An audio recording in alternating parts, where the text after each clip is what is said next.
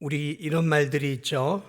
눈에서 멀어지면 마음도 멀어진다. 그런 말이 있습니다. 그렇습니다. 아무리 중마고우 친구라 할지라도 이렇게 고향을 떠나 이렇게 흩어져 오랜 세월을 살게 되어지면 이렇게 마음에서 멀어지는 것이죠. 피를 나눈 형제, 같이 한솥밥을 먹고 마셨던 형제 자매들도 결혼을 해서 분가를 해서 이렇게 따로 떨어져 살게 되어지면 이렇게 마음에서 서서히 멀어져 가는 것이 어떻게 보면 인지상정이죠. 그러나 피 한 방울 섞이지 않았고 또 이렇게 어렸을 때부터 중마고우나 이렇게 친한 친구가 아니라 할지라도 가까운 마을에서 이렇게 늘 얼굴을 보고 또 한 교회를 다니고 일주일에 2번, 3번 이렇게 만나서 예배도 드리고 구역 예배도 드리면서 이렇게 믿음을 가꾼 이런 성도들은 어떻게 보면 멀리 떨어져 살고 있는 형제 자매들보다 심적으로 또 이렇게 더 가까워지는 것들을 느끼게 되어지죠. 오늘 이 본문에서 이 바울이 데살로니가의 이 성도들을 참 많이 사랑했었다라는 것들을 오늘 이 본문을 통해서 보게 되어집니다. 바울은 데살로니가에서 대단히 짧은 기간, 길어야 한 3, 4개월이었을 거예요. 그런 이 데살로니가 성도들을 참 진심으로 사랑했던 것이 틀림이 없었던 것 같아요.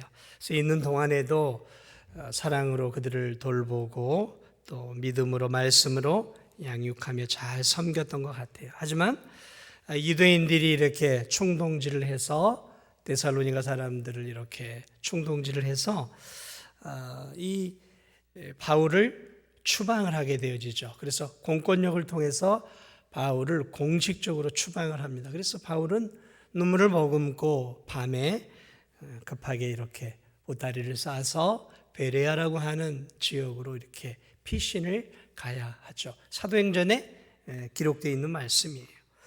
자, 이처럼 바울은 급하게 사랑을 주고 복음을 전하고 또 그리스도의 말씀으로 세웠던 이 데살로니가 성도들을 떠나서 이렇게 이제 베레아로 가게 되어지고 베레아에서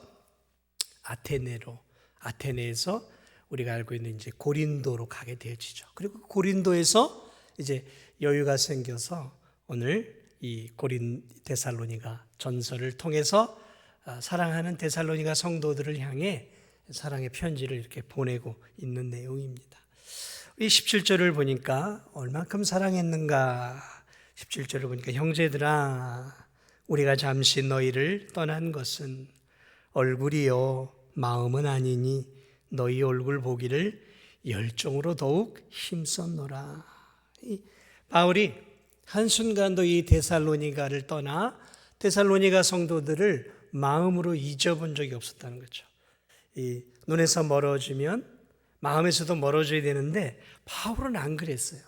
시간이 갈수록 이 데살로니가 성도들을 향한 이 뜨거운 사랑이 그의 마음속에서 이렇게 불릴 듯 일어났어요. 그래서 그들의 얼굴 보기를 대단히 힘을 기울였다고 표현하고 있어요. 성경은 그런 얘기를 구체적으로 적어놓고 있지 않기 때문에 바울이 어떤 노력들을 했는지 우리가 정확히 알 수 없지만 이 구절을 통해서 바울은 데살로니가로 되돌아가기 위해서 나름 굉장히 애를 썼던 것 같아요. 그런데 상황이 여의치가 않아서 어쩔 수 없이 이렇게 밀려 지금 아래 이 고린도 지역에 지금 머무르게 되었습니다. 자, 몸은 비록 그들을 떠나 있지만 바울은 이렇게 마음으로 데살로니가 성도들을 계속해서 생각하고 있었고 또 그들을 위해 기도하고 있었어요. 18절은 계속해서 이렇게 얘기합니다. 바울은 그러므로 나 바울은 1번, 2번 너희에게 가고자 하였으나 시도를 했다는 거예요. 했으나 사탄이 우리를 막았도다. 그러니까 바울은 분명히 뭔가 노력을 했다라는 거죠. 그런데 이 영적 싸움이잖아요. 복음을 증거하고 교회를 세우는 것은 영적 싸움에 이 사탄이 강력하게 역사를 한 거예요. 그래서 바울로 하여금 더 이상 데살로니가로 갈 수 없는 그런 환경이 조성이 되어져 버렸다는 거죠. 그래 결국 오늘 이렇게 바울은 내가 가지는 못하지만 이렇게 편지를 통해 너희들을 얼마나 사랑하고 있는지를 내가 이렇게 너희들에게 전하고 싶다면서 편지를 쓰고 있습니다. 사실 바울이 이렇게 편지를 쓰는 중요한 또 이유가 있어요. 특별히 이 구절들을 했던 중요한 이유가 있었는데, 바울이 이 데살로니가 성도들에게 이렇게 사람이 이렇게 이제 떠나게 되어지면 일반적으로 그렇잖아요. 교우들에게 내가 이렇게 상황이 돼서 떠나게 됩니다 하고 이제 고별 설교를 한다든 고별사를 한다든 또는 이렇게 만나서 악수를 한다든 또는 식사 한 끼를 한다든지 이렇게 하면서 이렇게 이별의 시간들을 좀 가져야 되잖아요. 그런데 바울은 이별의 시간을 갖지를 못했어요. 왜냐하면 급하게 공문서가 나왔어요. 공적으로 공문서를 가지고 와서 이렇게 주방이요 하고 이제 그 데살로니가의 공무원들이 온 것이죠. 그니 울며 겨자 먹기로 그냥 급하게 성도들하고 작별 인사도 제대로 못하고 갔단 말이죠. 그러니 바울의 마음도 그렇고 데살로니가 성도들의 마음도 너무 힘들었을 거란 말이에요. 그런데 이 바울을 추방했던 그 유대인들이 상당히 악한 자들이 많이 있었어요. 그래서 이들이 이 데살로니가 성도들과 바울의 관계를 거의 부모와 자식 같은 영적 그런 교감이 있었던 그들의 관계를 이렇게 이간질하고 끊어 놓으려고 이렇게 이제 이간질을 한 거예요. 야, 바울이 세상에 너희들 이렇게 사랑했다고 하면 어떻게 인사도 없이 떠나냐, 인사도. 아무리 위험하다고 하더라도 말이야. 자기 살겠다고 주랭량을 치냔 말이야. 이게 말이야 너희들을 사랑하는 지도자의 모습이 맞느냐. 이러면서 바울과 그리고 연약한 데살로니가 성도들을 이간질을 해놨어요. 그러니까 이 데살로니가 성도들 가운데도 현장의 상황을 아는 성도들은 그런 것들을 무시할 수 있지만 그 환경을 잘 모르고 있었던 연약한 데살로니가 성도들은 맞아, 인사도 안 하고 가지, 좀 어렵고 힘들다고 이렇게 우리를 훌쩍 떠나버리는, 그리고 돌아올 기미도 없고 이러면서 그들의 마음속에 사랑하고 존경했던 영적 지도자 바울에 대한 섭섭함과 서운한 마음들이 그들 안에 스물스물 올라왔던 거죠. 이것을 누가 간파했냐면 바울이 베레아에서 이렇게 아덴으로 내려올 때 바울의 동역자였던 디모데하고 이 실라를 보냈어요. 보내놓고 좀 나는 들어가지 못하지만 너희들은 괜찮으니까 가서 좀 안정시키고 오라고 해요. 이 바울이 고린도에 가서 이제 동역자였던 실라와 이제 디모데를 기다렸는데 디모데가 가지고 온 소식을 들어보니까 좋은 것도 있는데 그런 바울과 데살로니가 성도들을 이간질하는 그 유대인들의 그러한 추잡한 행동들이 들려온 거죠. 이거 봐라, 이래서는 안 되겠구나. 그래서 바울이 이 데살로니가 성도들을 격려하면서 또 그런 오해를 풀어주기 위해서 오늘 이 구절을 지금 적은 거예요. 내가 지금 어쩔 수 없이 사단의 역사에 의해서 이렇게 더 이상 오도 가도 못하고 여기에 있지만 너희들을 향한 내 마음은 변하지 않았다라는 것들을 오늘 우리가 읽은 16, 17절, 18절에서 바울이 자신의 진심을 이 데살로니가 성도들에게 전해주고 있는 것이죠. 우리가 이런 것들을 통해 알아야 될 참 중요한 교훈들이 있어요. 뭐냐면 성도들 간에도 원치 않게 서로가 이렇게 교제를 하다 보면 원치 않은 오해를 살 수 있어요. 그런데 이건 오해란 말이죠. 그러면 나는 한 점 부끄러움이 없어 하면서 꼭 침묵하고 있어 버리면 상대는 그것을 제대로 듣지 못하기 때문에 계속해서 오해할 수 있단 말이죠. 그러면 작은 오해가 시간이 지나면 증폭이 되어지는 거란 말이죠. 이런 오해들은 빨리 풀어야 되는 것이죠. 바울이 뭘 잘못했어요? 바울이 잘못한 거 아무것도 없어요. 바울은 최선을 다했어요. 노력했어요. 어쩔 수 없이 보따리 싸들고 추방을 당했고 들어가려고 그들을 만나려고 몸부림을 쳤지만 사단이 막았어요. 사단이 악한 자들을 막았단 말이죠. 바울이 잘못한 거 아무것도 없어요. 그러나 그 교회 안에서 스물스물 이 바울에 대해서 이간질을 한 사람들을 통해 바울이 자기 살 길 찾아 도망갔다. 어떻게 지도자가 순교할 각오도 없이 주랭랑을 치느냐라는 그런 원치 않은 오해의 소식들을 전해 듣게 되면서 바울이 주님을 아시지요? 하고 주님께만 기도한 것이 아니라 그 오해를 풀 수 있도록 편지를 통해 바울의 진심과 사실들을 이렇게 전해주고 있는 내용들을 통해서 우리는 이렇게 사람과의 인간관계, 성도와의 인간관계도 하나님 아시죠? 하나님만 아시면 돼. 이런 것이 아니라 하나님께 맡기지만 또 내가 해야 할, 내가 말해야 할 이런 부분들은 말을 하면서 그런 오해를 스스로가 증폭시키지 않고 그런 오해들이 빨리 마무리되어질 수 있도록 하는 것도 참 지혜구나. 근데 되게 이제 입이 무거운 사람들이 있잖아요. 저 같은 경우도 입이 좀 가볍지는 않단 말이죠. 웬만하면 얘기를 안 해요. 그러다 보면 때로는 입이 무거운 사람들은 그런 오해를 살 수도 있다는 것이죠.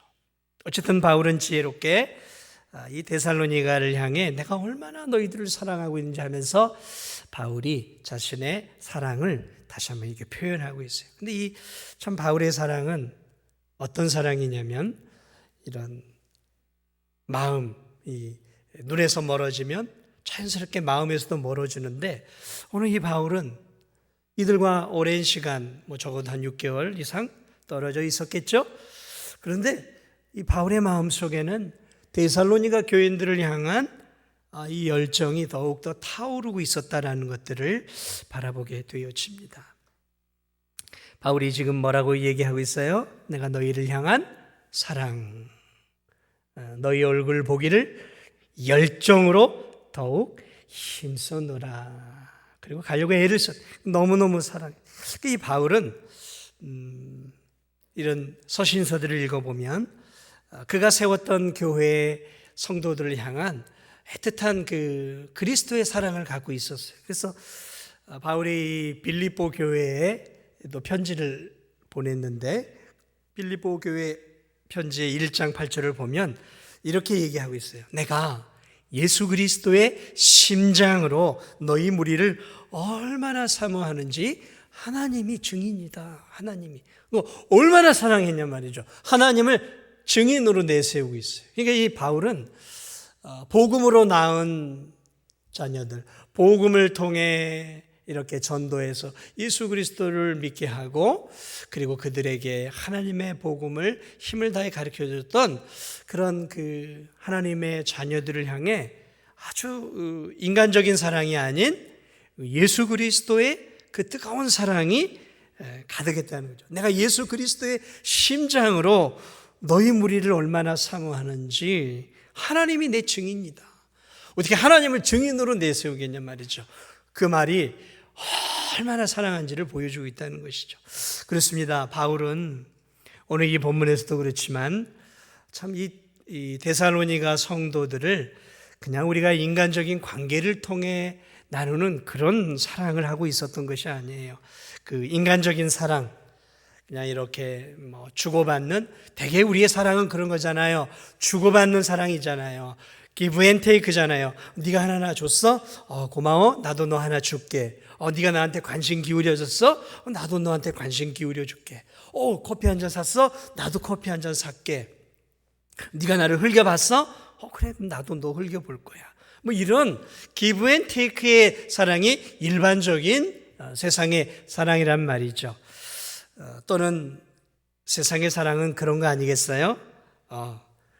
내게 도움이 될 만한 사람들을 더 사랑하고 내게 좀 관심을 기울이고 또 계산이죠. 이렇게 이 사람하고 사귀어 봐야 아우 나만 피곤할 것 같아. 그러면 사람들이 잘 사귀지 않아요. 이게 세상 사람들은 굉장히 머리가 빨리빨리 돌아가잖아요. 이게 사귀어도 이게 내 시간이나 이게 나의 삶에 별로 도움이 될 것 같지 않으면 아주 이렇게 무자르듯이 이렇게 관계들을 탁탁 정리를 하죠. 그래도 이 사람하고 사귀면 언젠가는 도움을 받을 수 있을 거야. 그런 기대가 있는 사람들에게는 왜 좀 아부도 하고 뭐 이렇게 주기도 하고 더 가까워지려고 노력들을 하지만 아이고 이건 뭐 별 볼 일도 없고 돈도 없고 직장도 뭐 그렇고 뭐 가정 형편도 이런 사람들은 되게 좀 무시하고 가까이 하지 않으려고 하는 성향이 세상 사람들에게 있다라는 거죠. 우리 진도중학교 성도들은 예외죠? 네, 예외죠? 네. 일반 사람들은 그렇단 말이에요. 머리가 비상해. 계산이 팍 돌아가요. 그래서 이렇게 직장에서도 뭔가 이렇게 조금 붙어야 내가 승진이 빠를 것 같다. 그러면 그런 사람들에게 저는 직장 생활을 하면 저는 몇 년 못 가서 모가지가 나가요. 아부를 못 하니까. 아부를 잘해야 돼요. 눈치를 싹 봐서 줄을 잘 탈 수 있는 곳으로 빨리빨리 해야 빨리빨리 올라가는 거 아니겠어요? 이게 인간적인 사랑이라는 것이죠. 인간적인 사랑. 그러나 여러분, 바울은 이런 사랑이 아니었어요. 만약에 바울이 이런 사랑이었다고 하면 그가 데살로니가를 떠난 뒤로는 냉철하게 데살로니가를 정리해야 되는 거예요. 정리해야 되는 거예요. 하등의 유익이 없는 거예요. 왜? 데살로니가 성도들을 세워주는 일로 인해서 추방을 당했기 때문에 그래요. 그러니까 거기와 또 연결을 짓게 되어지면 나중에 잘못하면 감옥도 갈 수 있는 거예요. 인생이 끝날 수도 있단 말이죠. 그런데 바울은 그러지 않았어요. 힘을 다해 그리스도의 심장, 그러니까 예수님의 사랑으로 사랑했다는 거죠. 예수님의 사랑이 어떤 사랑이었습니까? 자기를 내어주는 사랑이었죠. 희생하는 사랑, 대가를 바라는 사랑, 이익을 주고받는 계산된 사랑이 아니라 내가 손해되고 내가 희생하고 헌신하는 그런 사랑이었다라는 것이죠. 이 바울의 이 사랑을 바라보면서 참 그렇구나. 목회자가 성도들을 어떻게 사랑해야 하는가. 교사들이 주일학교 아이들을 어떻게 사랑해야 하는가. 구역장이 구역원들을 어떻게 사랑해야 하는가. 성도들이 다른 성도들이 직장의 동료를, 성도들이 내 이웃을 어떻게 사랑해야 하는가에 대한 여러 가지 생각을 해보게 되는 것이죠. 나한테 잘해주는 사람에게 잘해주는 것은 그리스도의 사랑이 없어도 괜찮아요. 할 수 있어요, 누구나. 그렇지 않겠습니까? 내가 도움을 받을 수 있는 사람을 돕고 사랑하는 것은 시키지 않아도 누구나 다 하는 거예요. 그러나 좀 모자라고 부족하고 교제해봐야 별로 내 삶에 큰 유익이 없는 사람까지도 내가 품고 내가 사랑하고 있는가, 그런 부분을 생각해 봐야 하는 것이죠. 이 바울의 이런 사랑의 모습들을 바라보면서 저도 그런 생각들을 해보게 되어지는 것이죠. 내가 돈 많은 성도들을 돈 없는 성도들보다 더 사랑했는가? 더 많이 배우고 더 내게 유익한 사람에게는 내가 한 번이라도 더 신방을 가고 별 볼 일 없는 성도들에게는 내가 신방을 가지 않았는가? 나름 제 자신의 이런 그 성도들에 대한 것들을 생각해 봤어요. 이런 성도에게 하면 내가 좀 더 유익이 되고, 저 성도는 아무리 봐도 나한테 내가 아무리 잘해줘도 나올 건덕지가 없을 것 같아. 그래서 나는 그 성도에게 무관심하고 뭔가 좀 있는 사람에게 했는가 하고 제 자신을 이렇게 열심히 헌신하고 봉사하는 성도들에게는 내가 더 애틋하게 하고, 열심히 헌신하지 않고 봉사하지 않는 성도들은 내가 냉담하게 대했는가? 제 나름대로 제 자신을 한번 생각해 본 거죠. 열심히 봉사하는 성도들 사랑스럽고 귀하죠. 그럼 열심히 봉사하지 않는 성도들은 참 내가 이렇게 바라보고 있지는 않았었는가? 제 자신을 오늘 이 바울의 모습들을 바라보면서 생각해 보았습니다. 사랑하는 여러분, 그렇게 사랑을 한다고 하면 세상 사람과 무슨 차이가 있겠습니까? 그렇게 하는 것은 세상 사람도 잘해요. 가르쳐주지 않아도 그런 것은 잘합니다. 그러나 여러분, 사랑하는 예수 그리스도께서는 우리를 어떻게 사랑하셨습니까? 봉사하고 더 잘 섬긴다고 더 많이 사랑해주고 잘 섬기지 못하고 주를 위해 봉사하지 못한다고 주님이 냉혹하게 얼굴을 돌려버리고 무시하고 무관심했을까요? 아니요, 우리 주님은 그런 분은 아닌 것 같아요. 그러므로 오늘 저는 이 바울의 사랑, 내가 예수 그리스도의 심장으로 너희 무리를 사랑했다. 오늘 이 말도 그 말과 동일한 것이죠. 오늘 우리는 어떤 사랑들을 하고 있는가? 저는 어떻게 성도들을 사랑하고, 여러분은 여러분 나름대로 여러분과의 교우들의 관계를 어떻게 유지하고 있는가? 내가 마음을 쏟고 관심을 기울이는 무리는 그저 나하고 마음이 맞고 나하고 생각이 맞고 그저 내 신앙의 수준과 내 환경의 수준에 맞는 그 몇몇 그룹만 내가 집중해서 만나고 있지는 않은가? 좀 내가 보기에 조금 행동하는 것들이 마음에 들지 않고 좀 엉뚱하게 행동하면 하고 탁 돌아서서 냉정하게 그런 성도들과 그런 직장의 동료들과는 칼같이 선을 그어버리고 있는 삶은 아닌가? 우리가 우리 자신들을 한번 좀 돌아봐야 하는 것이죠.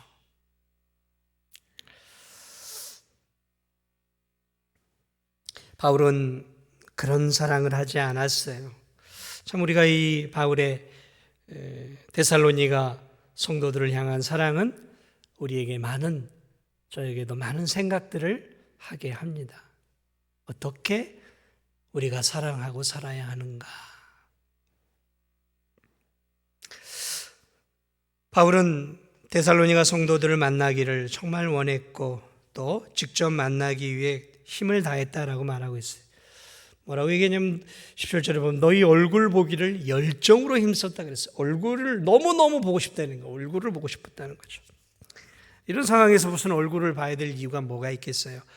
괜히 만나러 갔다가 다시 잡히면 감옥에나 가는 것이지만 바울은 얼굴을 보기 위해서 대단히 애를 썼다라고 얘기해요. 그냥 멀리서 이렇게 편지 쓰고 이렇게 마음을 전하면 되었을 텐데 바울은 굳이 찾아가서 만나고 얼굴을 보기를 원했어요. 왜 그랬을까요?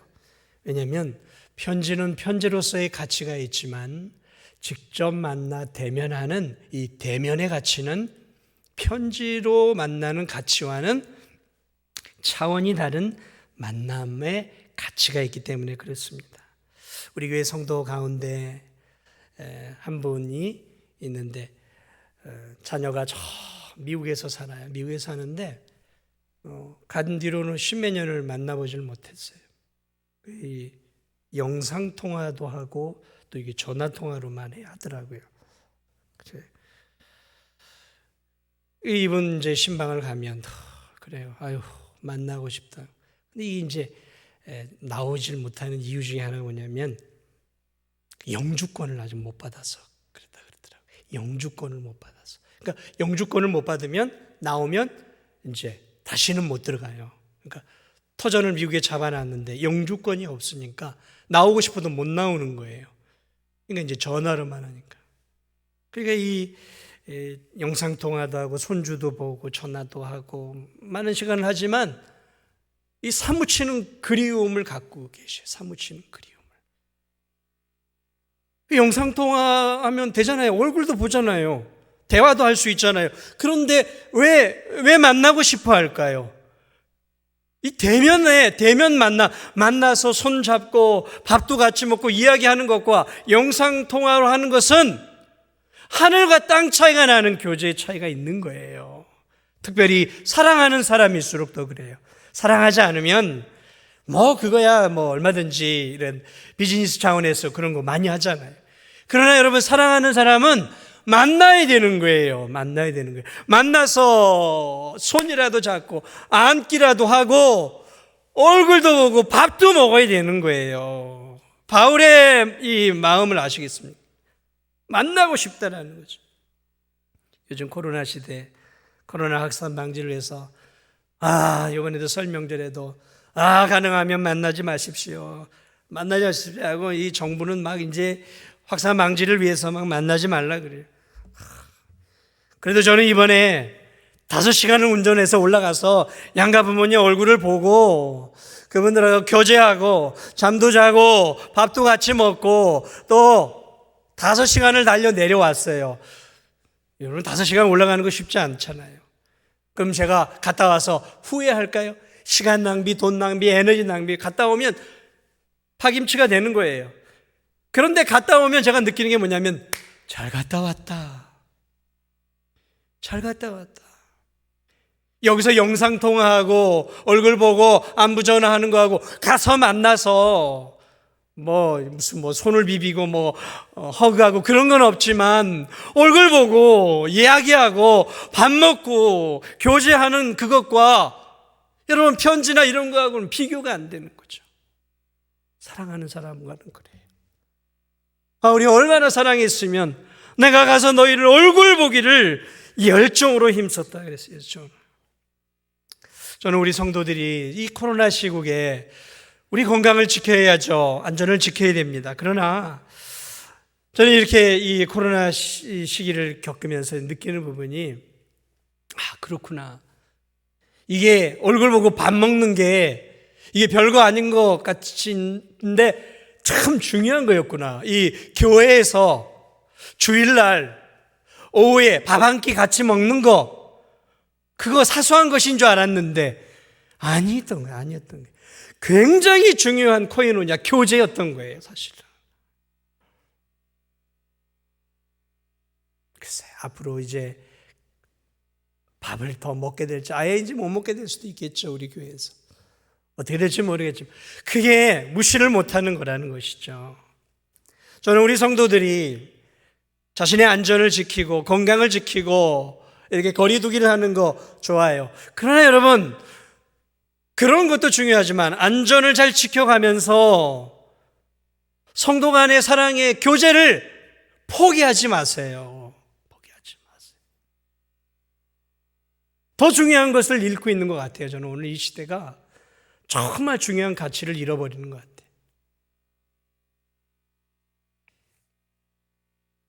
여러분, 제가 작년에도 힘이 들지만 재작년에 신방을 하고 이렇게 구역 신방을 하고 못했어요. 개별 신방을 못했어요. 그래서 작년에 봄에도 하고 가을에도 악착같이 했어요. 제가 작년엔. 전화통화 할 수 있죠. 못하겠어요. 전화통화 할 수 있습니다. 그냥 전화 대고 장로님, 집사님, 권사님 요즘 어떠세요? 예. 그래요. 제가 한번 기도해 드릴게요. 이렇게 할 수도 있어요. 그렇게도 해요. 지금 그렇게. 그러나 그런 것과 제가 마스크를 쓰고서 예방접종을 하고 성도들의 집에 가서 얼굴 전체는 보지 못하지만 그래도 그 얼굴을 보고 같이 대화를 나누고 같이 기도하고 같이 예배를 드리는 그것과는 전화통화와 문자나 카톡을 통해서 나누는 교제와는 질이 달라요. 제가 우리 성도들에게 정이 없으면 그게 훨씬 낫죠. 뭘 만나요, 그렇죠? 그냥 카톡 띡 보내서 잘 지내시죠? 주 예수 그리스도 이름으로 힘내십시오 하고 카톡하고 하트 2개 탁탁 3개 날려주고 그러면 되는 거 아니겠어요? 근데 왜 제가 굳이 만나려고 할까요? 사랑하기 때문에. 사랑하기 때문에 그렇지. 사랑의 마음이 없다면 제가 왜 만나야 되냔 말이죠. 얼굴을 봐야 되냔 말이죠. 사랑하는 사람들은 만나야 되는 거예요. 그래서 성도들의 교제도 마찬가지예요. 이 코로나 시국이 얼마나 더 길어질지 알지 못하지만 내가 방역은 내가 하는 대로 하면서 그리스도의 사랑을 우리가 카톡으로도 나눌 수 있어요. 카톡으로도 나눌 수 있어요. 문자로도 할 수 있어요. 전화통화, 영상통화도 하세요. 저도 그렇게 해요. 그러나 만남이 가져다 주는, 같이 밥 먹고 같이 차 마시면서 나누는, 아이 컨택을 하면서 교제하는, 그것은 따라갈 수가 없는 거예요.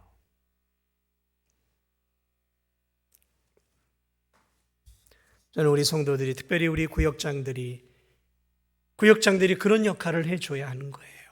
구역장들이. 때론 구역 강사들이 그런 역할을 해줘야 되는 거예요.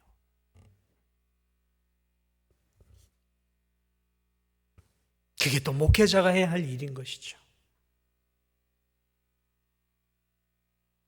바울은 19절 20절에서 이렇게 얘기합니다. 우리의 소망이나 기쁨이나 자랑의 면류관이 무엇이냐? 그가 강림하실 때 우리 주 예수 앞에 너희가 아니냐? 너희는 우리의 영광이요 기쁨. 야, 데살로니가 성도들아, 너희야말로 나의 자랑, 나의 면류관, 나의 기쁨, 나의 소망이다라는 거죠. 와, 얼마나 멋있는 말이에요. 이게 진짜 목회자의 말. 바울의 인생에 있어서 가장 인생의 기쁨, 물론 하나님일 거예요. 주 예수 그리스도가 바울에게 있어서는 기쁨이고, 복음이 기쁨이고, 영원한 천국이 그의 참 소망이고, 그리고 주님을 위해 하나님의 영광을 위해 사는 게 그의 인생의 가장 큰 소망이고 기쁨이었어요. 그러나 그런 하나님의 은혜 안에서 자신이 전도하고 구원시킨 이 영혼들을 사랑하고 그들에게 복음을 증거하고 그들과 교제하며 그들을 믿음으로 케어해 주었던 이 바울의 고백, 하나님 다음으로 이 바울에게 있어서 인생의 기쁨은 성도들이었어요. 자신이 가르치는 성도들이었어요. 인생의 소망이 성도들이었어요. 인생의 면류관이 성도들이었어요. 인생의 영광이 성도들이었다는 거죠. 저는 이것이야말로 진짜 목회자구나. 바울은 진짜 목회자였구나. 무슨 성도들이 많이나 부흥하고 교회를 크게 짓고 이게 자신의 영광이요 기쁨이요 소망이 아니라 바울에게 있어서는 자신이 가르쳤던 한 영혼이 그의 영광이었고 그의 소망이었고 그의 기쁨이고 그의 면류관이었다는 것이죠. 야, 진짜 목회자였구나. 언제? 그가 강림하실 때 마지막 절을 보면 그가 강림하실 때 우리 주 예수 앞에 너희가 아니냐? 너희는 우리의 영광이요 기쁨. 마지막 주님이 재림하시는 그 마지막 때에 너희야말로 나의 영광이고 나의 기쁨이다라는 것이죠. 이야, 어떻게 이런 고백을 할 수 있을까? 바울이야말로 정말 복음을 위해 살았고 자신이 전한 복음을 전한 이 성도들이 그에게 있어서는 자랑이고 영광이고 면류관이었다는 거죠. 저도 그러기를 소망해요. 이 바울의 고백처럼 이 진짜 목회자의 고백, 이게 진짜 목회자의 모습이죠. 바울의 인생, 그의 인생의 가장 큰 가치는 무엇이었을까요? 그는 썩어질 이 세상의 것에 가치를 두지 않았어요. 좀 더 많은 교회들, 많은 성도들, 많은 재정, 이것이 바울의 기쁨이요 면류관이 아니었어요. 이 땅에 썩어지고 없어질 것들, 세상에 많은 사람들이, 때로는 교회를 다니는 성도들이 이 세상에 썩어질 것에 가치를 두고 있어요. 돈의 가치를 두고 있어요. 물질, 명품, 자식들의 성공, 집, 차, 건물, 옷, 세상 성공, 세상 지위, 화려한 인맥, 건강, 이런 것들이 자신의 면류관이에요. 자신의 자랑이에요. 자신의 기쁨이에요. 자신의 인생의 즐거움이라는 거죠. 그러나 바울은 썩어질 것에 관심이 없었어요. 썩어질 것들을 가지고 기뻐하지 않았어요. 이따가 사라져버릴 물질과 돈과 명예와 이런 것들에 그는 별로 관심이 없었어요. 그에게 그건 기쁨을 주지 않았어요. 바울에게 기쁨을 주었던 것들은 영혼들이었어요. 영혼.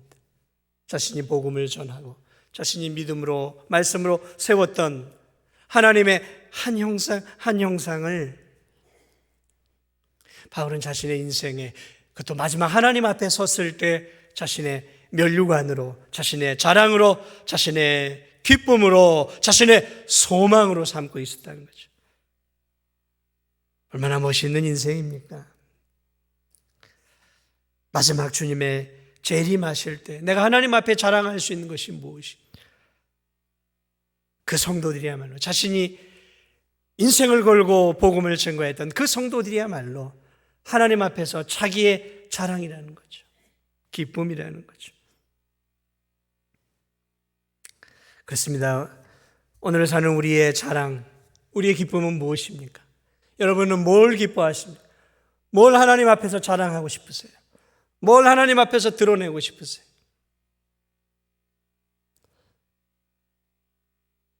썩지 않고 쇠하지 않는 것들을 자랑하십시오.